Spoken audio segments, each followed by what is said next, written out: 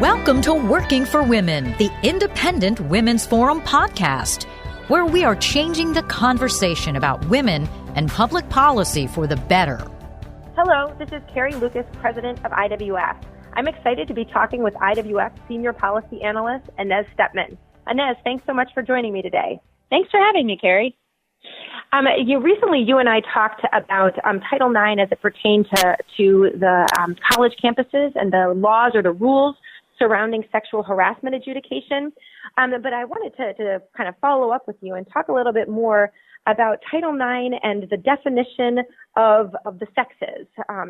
I know this is something that kind of has evolved over time, so I'd love if you could first start by giving us a little bit of history of what happened under the Obama administration when it comes to Title IX and these definitions. Right. So, I think we need to go all the way back to 1972 when Title IX was passed, right? Title IX was passed to protect women and to make sure that women were able to fully participate in a whole bunch of aspects of public life, universities, government, even private businesses, that women were able to participate in public life in a full and protected way. Now, many of us think that some of the aspects of this law go too far, and nevertheless, that was the purpose, right? It was to protect women and girls so that they could go get an education, like the same way that men could, that they could participate in federal programs the same way that men could. And that was the purpose.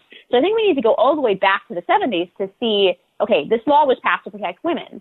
Fast forward to the Obama administration, and we now have the issue of transgender women, right? Men who have transitioned to being women, and then are trying to sort of claim legal status as women. So the Obama administration was considering trans women to be women for the purposes of Title IX in many respects.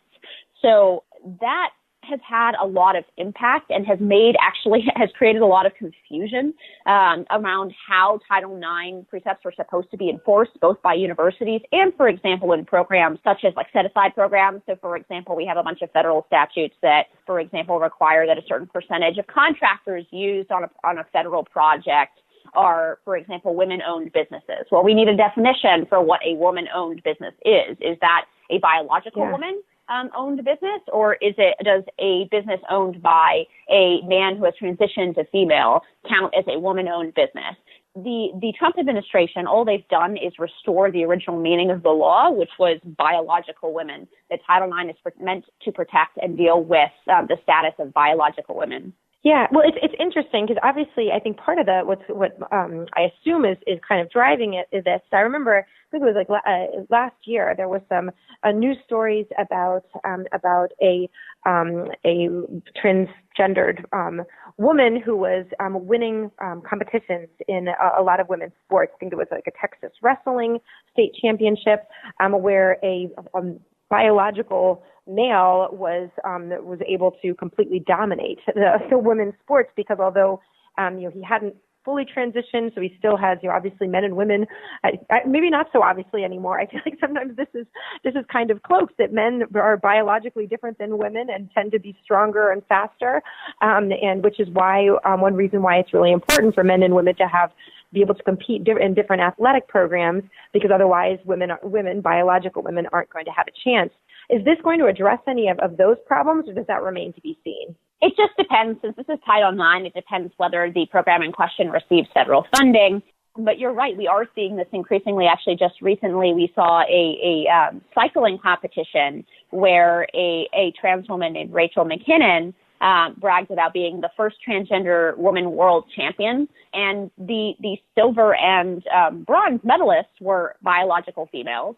And if you just look at this picture of these three winners of this competition, and you can see the woman who was born a man is taller, has more musculature, in these kinds of competitions, right? Even if you're taking hormones now, your body was constructed by testosterone. Men have heavier bones, they have bigger muscles. And this really plays out in Title IX in the context of college athletics, right? Whether or not colleges or how colleges assign trans women when it comes to athletic competitions, right? And this is sort of common sense stuff that people are increasingly afraid to say. it is obvious that a man or a person who was born a man, regardless of whatever else you think about, sort of the transgender phenomenon, and certainly not precluding treating all people with respect, you have to look at this and say, no, there's a biological difference. You are stronger, you are bigger, you are faster. It's not fair to pit you against female athletes who were born female and spent their whole lives female. And that's really what the Trump administration did here, was restore the complete common sense definition of biological women to Title IX. Yeah. And again, and I made this point in the last podcast we had together on the other Title IX changes that the Department of Education was making. And that is that, this is sort of restoring common sense and that college ideas rarely stay confined to the universities, right? It's worth paying attention to where the radical left or what ideas the radical left is pumping out in the universities, because they often don't stay confined to the universities. They jump out into the wider world and they start to affect everybody's life beyond the university. And this is just one such idea. I think that common sense wise, we can all say, I think we can all agree that nobody should be mistreated. We should always be compassionate to people and never, bullies, for example. That being said, there are some biological and common sense truths about men and women, about biological sex, and those truths have real life implications. For example, in athletics, right? And unfortunately, on campuses, that's become an impossible thing to say. It's become so politically incorrect and quote unquote bigoted to say that this move by the Trump administration, which is completely common sense and just takes the Title IX language back to where it was supposed to be. The purpose of Title IX was to protect biological women. We've seen the reaction from, sort of the New York Times op-ed pages and Twitter has been, oh, we're erasing transgender people. We're not erasing transgender people. Nobody is erasing their experiences. We're simply recognizing the reality of biological sex and the fact that those biological realities can't be determined by how someone feels about him or herself. Yeah, it is interesting because I feel like otherwise on college campuses, there's obviously the women's groups and the kind of the feminist groups have always, especially in something like women's athletics, they've kind of recognized this need for women to be given every opportunity to compete and excel in sports. Something I very much agree with.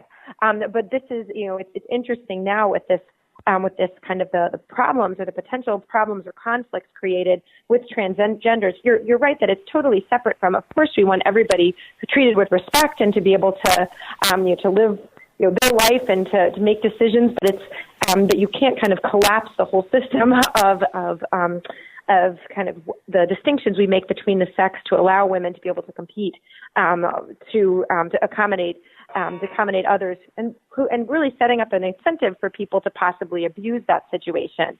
So, well, Annette, I really appreciate you kind of giving us the background on this. There's been so many headlines, and again, some misleading headlines on this. I'm really glad to have gotten to talk to you and find out the true story. And thank you to everybody out there who is listening to this podcast. Please be sure to visit us again and come see us at iwf.org, where all issues are women's issues. If you enjoyed listening to this podcast, please give it a thumbs up, share it on social media, or stop by iwf.org for similar content.